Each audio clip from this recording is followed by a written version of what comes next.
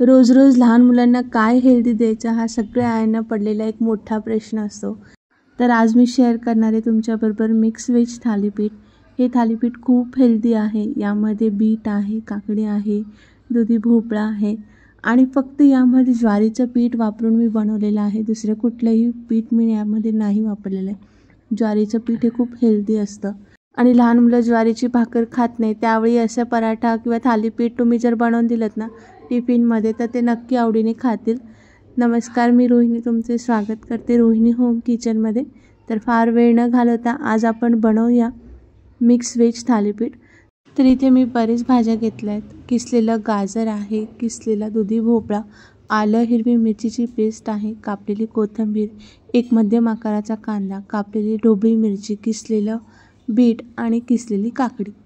हे सगळे खूप हेल्दी पदार्थ मी घेतलेले आहेत। तर आपण आता इथे सगळे पदार्थ घेऊया। सर्वात आधी काकडी घेतली, दुधी भोपळा घेतलाय, गाजर घेतलेलं आहे, शिमला मिरची आहे, त्यानंतर कांदा आहे, हिरवी मिरची आल्याची पेस्ट आहे, लसूणचा वापर नाही केला आहे मी यामध्ये, कापलेली कोथिंबीर घेऊया आणि सर्वात आधी 1 कप ज्वारीचं पीठ घेतलं आहे। यामध्ये पाण्याचा वापर नाही करायचा आहे, कारण काकडीमध्ये आणि दुधीमध्ये पाण्याचं प्रमाण खूप जास्त असतं। त्यामुळे फक्त आपण हे मिक्स करून घेणार आहोत। जितपत पीठ आपल्याला यामध्ये लागेल, म्हणजे कणिक आपली मळून होईल थालीपीठसाठी, फक्त तेवढंच पीठ ॲड करायचं आहे। लागेल तितपत करायचं आहे, वरतून पाणी ॲड नाही करायचं। यामध्ये मी बीट ॲड नाही केलेले, बीट आपण वरतून थालीपीठाला थापून घेणार आहोत। तर जसं पीठ लागेल मी तसं ॲड करते। हे ज्वारीचंच पीठ आहे। ज्वारीचं पीठ पुन्हा मी 1 कप घेतलेलं आहे आणि पुन्हा याला छान मिक्स करून घेते। हे छान मिक्स झालं की यामध्ये हळद आणि चवीनुसार मीठ आपण टाकून घेणार आहोत। लहान मुलांसाठी बनवते त्यामुळे बाकीच्या गोष्टी म्हणजे जसं लाल तिखट वगैरे नाही ॲड केलं, कारण हिरवी मिरची आलं यामध्ये आहे, तर दुसरे कुठलेही पदार्थ ॲड नाही केले आणि पाणी ॲड न करताच मी कणिक मळून घेतलं आहे।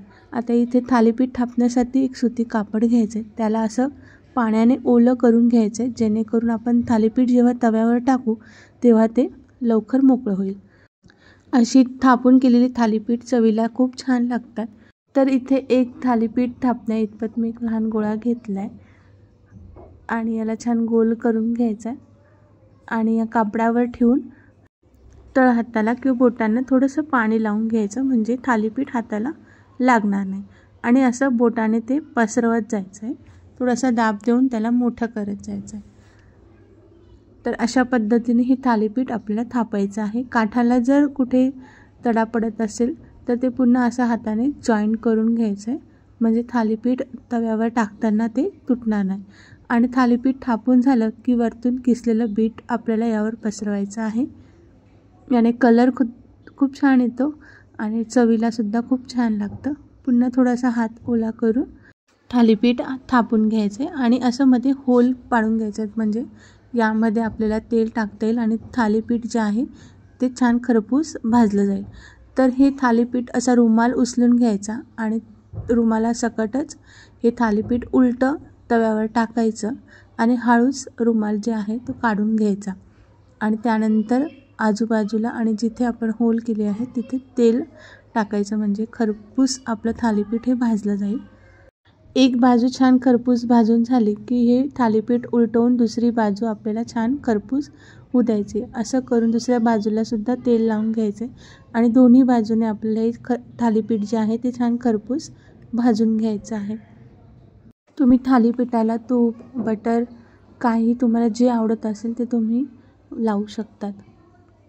तर आपलं थालीपीठ आता दोन्ही बाजूनी छान खरपूस भाजून होतं आहे। तुम्ही बघू शकतात कलर किती सुंदर आलेला आहे आणि इतकं हेल्दी, इतकं पौष्टिक हे थालीपीठ आहे की लहान मुलांना नक्की आवडेल।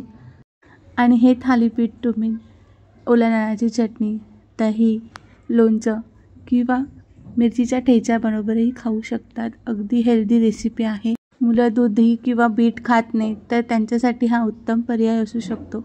तुम्ही सुद्धा नक्की ट्राय करा आणि कसे झाले ते मला कमेंट करून नक्की सांगा। चॅनलला सबस्क्राईब केलं नसेल तर चॅनलला सबस्क्राईब करा, बेल आयकॉनवर प्रेस करा, म्हणजे नवीन नवीन रेसिपीच्या नोटिफिकेशन तुम्हाला भेटतील। भेटूया असाच पुन्हा एका नवीन रेसिपीसोबत. तोपर्यंत धन्यवाद.